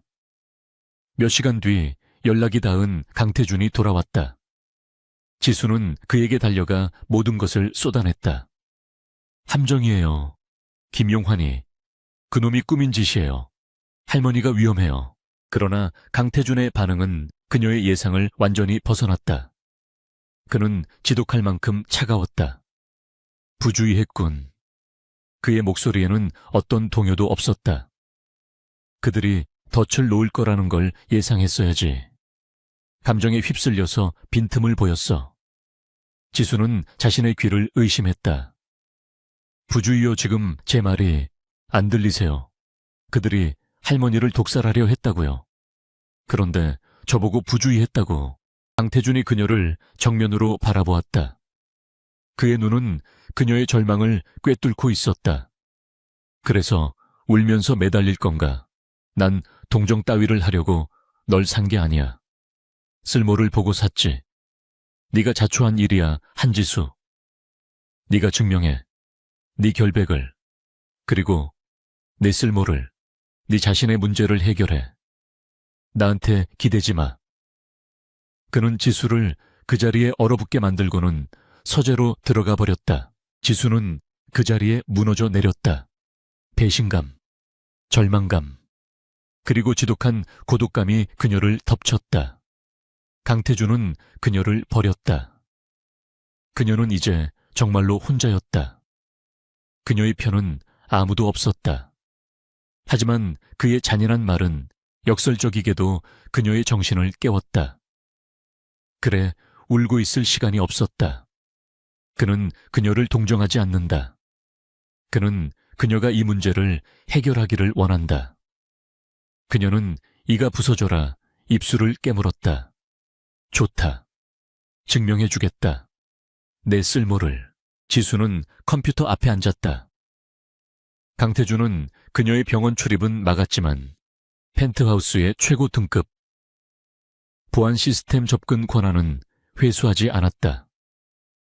그가 잊은 것일까 아니면 의도적인 시험일까? 지금은 그게 중요하지 않았다. 그녀는 강태준이 그동안 그녀에게 던져주었던 자료들을 다루며 익힌 유진그룹 내부망의 모든 백도어를 활용하기 시작했다. 그녀는 이제 의사가 아니라 복수를 꿈꾸는 해커였다. 그녀는 병원의 약물 관리 시스템에 침투했다. 김용환이 조작한 할머니의 차트 기록을 복원해냈다. 그리고 그날 투약된 위조 약물의 성분 코드를 찾아냈다. 그것은 유진 바이오에서 정식으로 납품하는 약물이 아니었다. 외부에서 불법적으로 유통되는 값싼 복제약이었다. 그녀는 이 약물의 유통 경로를 추적하기 시작했다. 돈의 흐름을 따라가야 했다. 그녀는 강태준의 감사팀이 확보해둔 김용환의 차명 계좌 내역에 접근했다. 김용환은 수년간 병원 의료기기 및 약품 구매 과정에서 막대한 리베이트를 챙기고 있었다. 그리고 그 자금의 상당 부분이 유령회사로 흘러 들어가고 있었다. 지수는 그 유령회사의 등기 이사를 확인하는 순간 숨이 멎는 듯 했다. 박도철. 그녀를 나락으로 떨어뜨렸던 바로 그 사채업자였다. 모든 조각이 맞춰졌다. 김용환은 단순히 리베이트를 받는 것을 넘어 박도철과 결탁하여 병원의 불법 복제 약물을 유통시키고 있었다. 그들은 환자들의 생명을 담보로 돈을 벌고 있었던 것이다. 할머니에게 투약된 약물은 실수나 경고가 아니었다. 그들의 거대한 부패 사슬의 일부였으며 지수를 제거하기 위한 가장 완벽한 도구였다. 지수는 밤을 새워 모든 증거를 취합했다. 김용환과 박도철의 자금 거래 내역, 유령회사의 물류장부병원 내 약물 반입 기록, 그리고 그 위조 약물의 성분 분석표까지 그녀는 유진그룹의 자회사인 독립된 연구소에 익명으로 성분 분석을 의뢰했고 그 결과는 치명적이었다. 약효는 거의 없으면서 특정 항생제와 만났을 때 심각한 쇼크를 유발하는 불순물이 다량 포함되어 있었다. 다음 날 아침 지수는 샤워를 하고 강태준이 사주었던 검은색 정장으로 갈아입었다. 그녀는 더 이상 절망에 빠진 피해자가 아니었다. 그녀는 서재문을 노크도 없이 열고 들어갔다. 강태준은 밤새 그 자리에 있었던 듯 했다. 지수는 두꺼운 서류 뭉치를 그의 책상 위에 집어 던졌다. 회장님이 원하시던 증거입니다. 그녀의 목소리는 차갑고 건조했다. 김용환과 박도철, 그들은 단순한 공모가 아닙니다. 회장님의 병원을 숙주 삼아 불법 복제 약물을 유통시키는 거대한 범죄 네트워크입니다. 어제 제 할머니에게 사용된 약물도 그중 하나고요. 그녀는 강태준의 눈을 똑바로 바라보았다. 제 결백은 증명되었습니다. 이제 회장님의 쓸모를 보여주실 차례입니다. 강태준은 그녀가 던진 서류 뭉치를 천천히 넘겨보았다. 그녀의 분석은 완벽했다. 그가 예상했던 것보다 훨씬 더 깊고 정확했다. 그는 서류에서 눈을 떼고 지수를 바라보았다. 그의 입가에 처음으로 알 수 없는 미소가 번졌다. 그는 자신의 서랍을 열고 그 안에서 거의 동일한 내용으로 채워진 또 다른 파일을 꺼냈다. 내 감사팀보다 빠르군. 인정하지. 그는 그녀를 버린 것이 아니었다. 그는 그녀를 시험했다. 그녀가 이 함정에서 스스로 빠져나올 수 있는지, 감정에 무너지지 않고 이성적인 방역을 가할 수 있는지 확인하고 싶었던 것이다. 그는 자신의 가장 강력한 무기가 될 이 여자가 과연 그럴 자격이 있는지 마지막으로 시험했다. 그리고 지수는 그 시험을 완벽하게 통과했다. 그들이 제 할머니를 이용했습니다. 그리고 저를. 지수의 목소리가 분노로 가늘게 떨렸다. 그들을 끝장내고 싶습니다. 강태준이 자리에서 일어섰다. 그는 넥타이를 고쳐매며 지수의 옆에 섰다. 그들은 나란히 통유리창 밖에 도시를 내려다보았다. 그래, 끝장내야지. 그의 목소리에는 냉혹한 결의가 담겨 있었다. 하지만 아직 때가 아니야. 김용환은 꼬리일 뿐이야. 이 기회에 몸통까지 전부 잘라내야지. 그들이 가장 방심하고 가장 행복해할 순간에 완벽하게. 두 사람의 시선이 허공에서 마주쳤다. 더 이상 주인과 노예가 아닌 공동의 적을 겨누는 두 명의 공모자였다. 강태준과 한지수의 연합은 차가운 분노를 기반으로 했다. 그들은 더 이상 감정에 휘둘리지 않았다. 펜트하우스의 서재는 거대한 전쟁 상황실로 변했다. 그들의 목표는 하나, 김용환과 박도철, 그리고 그들 뒤에 숨어있는 병원 내 부패의 몸통을 모조리 척결하는 것이었다. 강태준은 자신의 전략 경영팀을 소집했다. 이들은 유진그룹의 가장 은밀하고 강력한 사설 정보팀이자 안보팀이었다. 그는 이들에게 박도철의 은신처와 불법 약물 제조 공장의 위치를 24시간 감시하라고 명령했다. 지수는 그녀의 무기인 데이터를 다시 집어들었다. 그녀는 김용환이 조작했던 할머니의 차트를 복원하는 것을 넘어 지난 5년간 한국대학병원에서 발생한 모든 의료사고와 약물 부작용 사례를 분석하기 시작했다. 그녀의 눈은 붉게 충혈되었지만 뇌는 얼음처럼 차갑게 회전했다. 그녀는 김용환의 리베이트 내역과 특정 환자들의 사망 시점이 기묘하게 일치하는 패턴을 발견했다. 김용환은 단순히 돈을 받는 것을 넘어 임상 데이터를 조작하고 환자들을 실험용 쥐처럼 이용하고 있었을지도 몰랐다. 강태준은 그녀가 가져온 새로운 증거에 입을 다물었다. 이 정도일 줄은 몰랐군.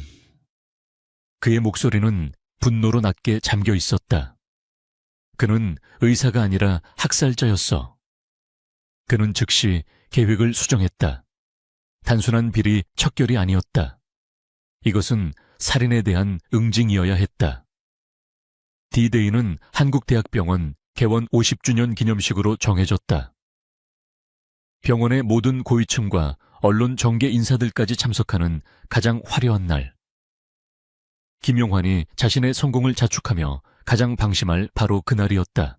기념식 당일 병원 강당은 화려한 꽃과 축하 인사로 가득 찼다.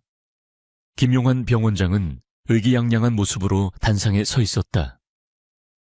그는 최근 자신을 조여오던 감사가 느슨해졌다고 생각했다.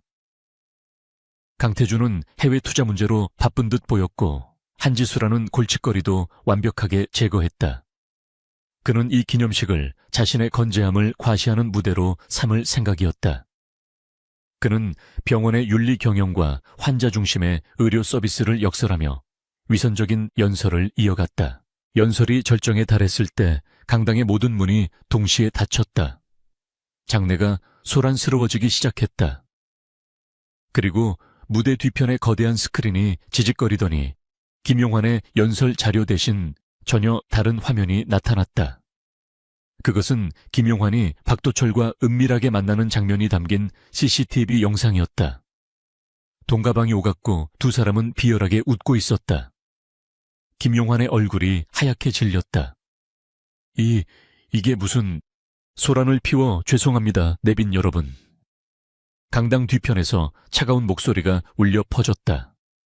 강태준이었다. 그는 완벽한 슈트 차림으로 얼음 같은 분노를 담은 눈빛을 한 채 천천히 무대를 향해 걸어왔다. 모든 시선이 그에게 쏠렸다. 김용환 병원장의 연설이 아주 감동적이어서 제가 몇 가지 자료를 덧붙여 드리고 싶었습니다. 그는 마이크를 넘겨받았고 스크린은 다음 화면으로 넘어갔다. 그것은 지수가 밤새 정리한 김용환의 차명계좌 내역이었다. 천문학적인 금액이 박도철의 유령 회사를 통해 세탁되고 있었다. 불법 복제 약물들의 유통 경로가 붉은 선으로 적나라하게 표시되었다. 그리고 화면은 한순자 여사의 병실을 비추던 CCTV 영상으로 바뀌었다. 수간호사가 몰래 약물을 바꿔치기 하는 장면, 그리고 김용환이 지수에게 누명을 씌우기 위해 약병을 조작하는 장면이 고스란히 재생되었다. 강당은 충격과 경악으로 술렁였다. 거짓말이야. 저건 다 조작된 거라고. 김용환이 미친 사람처럼 소리쳤다. 강태준, 내 놈이 감히 날 모함해. 바로 그때 강당의 문이 열리고 유진그룹의 전략 경영팀 요원들이 쏟아져 들어왔다. 그들은 일사불란하게 움직이며 비명조차 지르지 못하는 김용환의 양팔을 제압했다. 검은 정장의 요원들은 감정이 없는 로봇처럼 그를 무대 아래로 끌어내렸다. 그리고 여기 또 한 분 이 자리에 꼭 모셔야 할 분이 있습니다. 강태준이 강당 입구를 향해 손짓했다. 조명이 그곳을 비추자 하얀 의사가운을 입은 한지수가 서 있었다. 그녀는 더 이상 쫓겨난 패배자가 아니었다. 그녀는 당당하게 무대를 향해 걸어왔다. 그녀의 눈은 오직 한 사람 끌려나가는 김용환을 향해 있었다. 그녀는 그의 앞에 멈춰 섰다. 당신은 의사가 아니야. 지수의 목소리는 낮고 차가웠지만 강당 전체에 울릴 만큼 힘이 있었다. 당신은 당신의 탐욕을 위해 환자들의 생명을 팔았어. 내 할머니뿐만이 아니야. 당신이 그동안 외면하고 죽게 내버려둔 수많은 환자들의 이름으로 당신을 용서하지 않겠다. 그녀의 선언은 김용환의 남은 자존심마저 완전히 박살냈다. 그는 경멸과 분노가 뒤섞인 눈으로 그녀를 노려보았지만 아무 말도 할 수 없었다. 같은 시각 서울 외곽의 한 버려진 창고. 박도철은 김용환의 성공적인 기념식 소식을 기다리며 불법 약물 장부를 소각하고 있었다. 그는 김용환에게서 거액을 받고 해외로 튈 준비를 하고 있었다.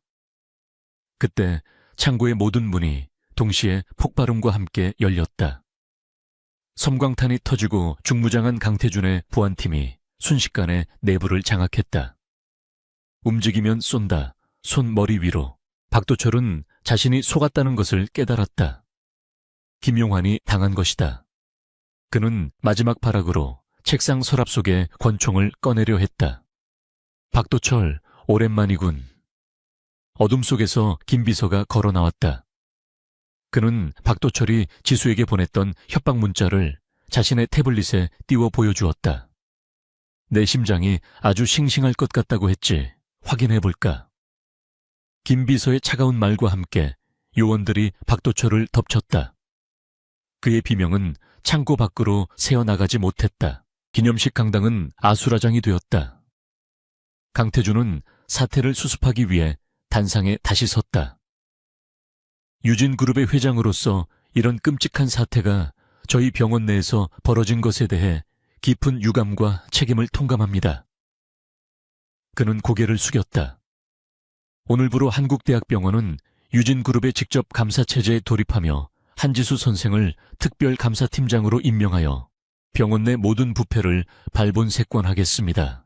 모든 시선이 다시 지수에게로 향했다. 불과 며칠 전만 해도 불법 의료 행위자로 낙인 찍혔던 그녀가 이제 병원의 운명을 쥔 감사팀장이 되었다. 지수는 강태준의 시선을 마주했다. 그의 눈에는 이게 네가 원하던 복수다라는 듯한 무언의 메시지가 담겨 있었다. 하지만 지수는 그가 자신에게 또 다른 족쇄를 채웠음을 알았다. 그녀는 이제 그의 칼이 되어 그의 병원을 청소해야 하는 임무를 맡게 되었다. 지수는 강태준의 곁에 섰다. 그녀는 더 이상 그의 소유물이 아니었지만 여전히 그의 계획에서 벗어날 수 없었다. 그녀는 마이크를 잡았다. 저는 의사입니다. 의사의 본분은 환자를 살리는 것입니다. 이 병원에서 다시는 돈 때문에 혹은 누군가의 탐욕 때문에 환자가 고통받는 일이 없도록 만들겠습니다. 그것이 제가 제 할머니와 제가 구해내지 못했던 모든 환자들에게 바치는 속죄입니다. 그녀의 목소리는 강하고 단호했다. 강태준은 그런 그녀를 말없이 바라보았다. 그는 자신이 주었던 것이 단순한 조약돌이 아니라 날카롭게 빛나는 다이아몬드 원석이었음을 깨달았다. 하지만 그는 동시에 이 다이아몬드가 언젠가 자신의 손을 벨 수도 있음을 직감했다. 그들의 위험한 동맹은 이제 막 2막을 시작했을 뿐이었다. 김용환과 박도철의 몰락은 끝이 아니라 더 거대한 싸움의 시작이었다. 한국대학병원은 거대한 폭풍의 눈이 되었다. 김용환 병원장의 충격적인 몰락과 한지수의 화려한 등장은 병원 전체를 뒤흔들었다. 지수는 특별감사팀장이라는 그녀의 의사 가운과는 어울리지 않는 무거운 직함을 달았다. 그녀의 사무실은 과거 김용환이 차지했던 병원장실 바로 아래층에 마련되었다. 그녀는 더 이상 수술 스케줄에 얽매이지 않았다. 그녀의 손에 들린 것은 메스가 아닌 병원의 운명이 걸린 감사 서류였다. 병원 내부는 혼돈 그 자체였다. 김용환의 잔당들은 여전히 곳곳에 남아 지수의 감사를 방해했다. 그들은 그녀를 회장의 앞잡이, 동료를 팔아넘긴 배신자라며 수군거렸다. 서류는 의도적으로 누락되거나 훼손되었고 증언을 요청한 직원들은 약속이나 한 듯 입을 다물었다. 지수는 이 보이지 않는 저항에 흔들리지 않았다. 그녀는 펜트하우스에서 강태준이 그녀를 몰아붙였던 것처럼 냉혹하고 집요하게 그들을 압박했다. 이 약품 재고 목록. 어제 자와 숫자가 다릅니다. 차액은 어디로 갔습니까, 수간호사님? 지수가 차가운 목소리로 물었다. 그건 단순한 행정착오. 수간호사가 변명하려 했지만 지수는 그녀의 말을 잘랐다. 단순 착오로 보기엔 액수가 너무 크군요. 회계팀에 3년간의 모든 약품 구매 내역 원본을 요청하겠습니다. 지금 당장. 그녀의 눈에는 한치의 감정 동요도 없었다. 그녀는 그들이 두려워하는 것이 무엇인지 정확히 알고 있었다. 강태준은 이 모든 과정을 펜트하우스에서 지켜보고 있었다. 그는 지수에게 정원을 위임했지만 어떤 개입도 하지 않았다.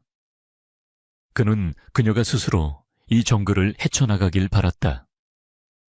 김 비서가 매일 저녁 그녀의 감사 진행 상황을 보고했다. 한 팀장 예상보다 훨씬 빠릅니다. 김용환의 뿌리를 넘어 이사회 일부 이사들과의 유착관계까지 파고들고 있습니다. 그리고 김 비서가 잠시 망설였다. 10년 전 의과대학 실험실 화재 사건 파일을 다시 열람했습니다. 강태준의 손에 들려있던 펜이 멈칫했다. 그녀가 어디까지 알고 있지? 아직은 단순 사고로 종결된 보고서의 허점을 파악하는 단계인 듯합니다. 하지만 그녀의 분석 속도라면 진실에 도달하는 것은 시간 문제입니다. 강태준은 눈을 감았다. 그가 가장 감추고 싶었던 마지막 비밀. 그 비밀의 문턱에 그녀가 서 있었다. 그대로도 그녀가 스스로 알아내게 해. 그녀는 그럴 자격이 있으니까. 그의 목소리는 알 수 없는 피로감에 젖어 있었다. 지수는 잠시 시간을 내어 VVIP 병동이 아닌 일반 병동으로 옮긴 할머니를 찾았다. 한순자 여사는 이제 기계의 도움 없이도 환하게 웃을 수 있을 만큼 회복했다. 우리 지수 이제 병원장님보다 더 높은 사람 같다야. 할머니가 자랑스러운 듯 지수의 손을 잡았다. 지수는 애써 미소를 지었다. 아니에요, 할머니. 그냥 청소하는 중이에요. 할머니는 지수의 마른 뺨을 쓰다듬었다. 그 강태준이라는 총수 말이다. 할머니가 낮은 목소리로 말했다. 그 사람, 널 보는 눈이 네가 수술실 들어가기 전 환자 차트 볼 때랑 똑같더구나. 무섭도록 집중하고 한순간도 놓치지 않으려는 눈. 할머니의 눈빛이 깊어졌다. 은혜는 갚아야겠지만 네 자신을 잃지는 말아라, 아가. 그 사람은 너무 많은 것을 감추고 있어. 지수는 할머니의 손을 꽉 잡았다. 그녀 역시 그것을 느끼고 있었다. 강태준의 무표정 뒤에 숨겨진 거대한 심연을 그녀는 다시 사무실로 돌아와 밤을 새웠다. 할머니의 말이 그녀의 마지막 의심을 확신으로 바꾸었다. 10년 전 화재 사건. 보고서는 단순 과실로 종결되었지만 피해자는 강태준이었고 가해자로 지목된 연구원은 직후 해외로 도피했다가 실종 처리되었다. 그리고 그 연구원의 지도교수가 바로 김용환과 절친한 사이였던 당시 병원 고위 간부였다. 조각들이 하나둘 맞춰졌다. 지수는 유진그룹의 내부 서버 강태준이 그녀에게 허락했던 그 깊은 곳까지 파고들었다. 그리고 마침내 찾아냈다. 강태준이 의도적으로 숨겨둔 것이 아닌 그 자신도 잊고 싶었을 기록. 당시 강태준은 유진의 후계자 신분을 숨기고 평범한 의대생 강준으로 살아가고 있었다. 그는 혁신적인 인공심장 기술 프로메테스의 초기 모델을 연구 중이었고 김용환 일파는 그 기술을 탐내고 있었다. 화재는 사고가 아니었다. 데이터를 훔치고 그를 제거하기 위한 명백한 살인 미수였다. 지수는 온몸에서 피가 빠져나가는 듯한 한계를 느꼈다. 그렇다면 그녀가 구한 것은 단순한 학생이 아니었다. 거대한 재벌의 후계자, 그리고 그들의 표적이었다. 그녀는 왜 강태준이 그토록 오랫동안 그녀를 찾았는지, 그리고 왜 그녀를 발견했을 때 그토록 잔인한 거래를 제안했는지 깨달았다. 그는 그녀를 시험했다. 10년 전 불 속에서도 도망치지 않았던 그 용기가 돈과 절망 앞에서도 무너지지 않는지 확인하고 싶었던 것이다. 그녀는 모든 자료를 챙겨 펜트하우스로 향했다. 더 이상 그의 호출을 기다리지 않았다. 그녀는 서재의 문을 열고 들어섰다. 강태준은 그녀를 기다리고 있었다는데 창밖을 바라보고 서 있었다. 전부 알고 계셨군요. 지수의 목소리는 떨리지 않았다. 그것은 질문이 아닌 확인이었다. 제가 10년 전 당신을 구했다는 것도 김용환이 당신의 적이라는 것도 처음 저를 만난 그 순간부터 강태준은 천천히 돌아섰다. 그의 얼굴에는 더 이상 냉혹한 CEO의 가면이 없었다. 지독한 고통과 깊은 그리움을 간직한 한 남자의 얼굴이 있었다. 그래. 그의 목소리가 낮게 잠겼다. 알고 있었어. 계약은, 그 모든 것은 시험이었습니까? 제가 당신의 전쟁에 쓸모 있는 말인지 확인하기 위한 지수의 눈의 분노와 슬픔이 동시에 서렸다. 당신은 제 절박함을 이용해 저를 당신의 복수극에 끌어들인 겁니다. 강태준이 그녀에게 한 걸음 다가섰다. 시험이기도 했지. 하지만 그것만이 아니야. 그는 자신의 셔츠 단추를 하나 풀고 어깨에 흉측한 화상 흉터를 그대로 드러냈다. 난 10년 동안 널 찾았어. 날 구해준 그 무모한 여학생을, 은혜를 갚기 위해서 아니, 그 불 속에서 날 포기하지 않았던 유일한 사람, 널 잊을 수가 없었으니까. 그의 고백은 충격적이었다. 내올 다시 만났을 때 난 네가 김용환의 감시망 안에 있다는 걸 알았어. 내 실력은 너무 뛰어났고 김용환은 널 위협으로 여겼지. 할머니의 병은 그들이 녹은 덫인 동시에 나에게는 기회였어. 그는 지수의 어깨를 잡았다. 그의 손이 미세하게 떨리고 있었다. 계약서, 그건 널 합법적으로 내 성 안에 숨기고 김용환으로부터 지킬 수 있는 유일한 방법이었어. 널 잃을 수 없었으니까. 난 내 순결 따위를 원한 게 아니야. 그의 목소리가 절박해졌다. 난 이미 10년 전 그 화염 속에서 너에게 모든 것을 빚졌어. 난 네 시간과 네 안전과 네 그 빛나는 재능을 그렇게라도 내 곁에 묶어두고 싶었어. 지수는 숨을 쉴 수 없었다. 그녀가 치욕이라 여겼던 그 거래의 진실은 한 남자가 10년간 품어온 뒤틀리고 절박한 사랑 고백이었다. 그녀의 순결 판매는 그녀 혼자만의 비극적인 오해였다. 지수는 그의 뺨에 손을 가져갔다. 그녀의 눈에서 눈물이 흘렀다. 바보 같군요. 강태준은 그녀의 손등에 입을 맞추며 그녀를 끌어안았다. 10년의 시간을 넘어 화염과 절망을 넘어 두 사람은 비로소 서로의 진심을 마주했다. 그들의 계약은 처음부터 성립될 수 없는 것이었다. 그것은 이미 사랑이었다. 몇 달 후 한국대학병원은 완전히 새로운 모습으로 거듭났다. 김용환과 그의 잔당들은 모두 법의 심판을 받았다. 박도철 역시 불법 약물 유통 및 살인 미수 혐의로 무기징역을 선고받았다. 지수는 병원의 의료혁신센터장으로 임명되어 자신이 그토록 원했던 윤리적이고 투명한 의료 시스템을 구축해 나갔다. 물론 그녀는 여전히 흉부외과 의사로서 수술실에도 들어갔다.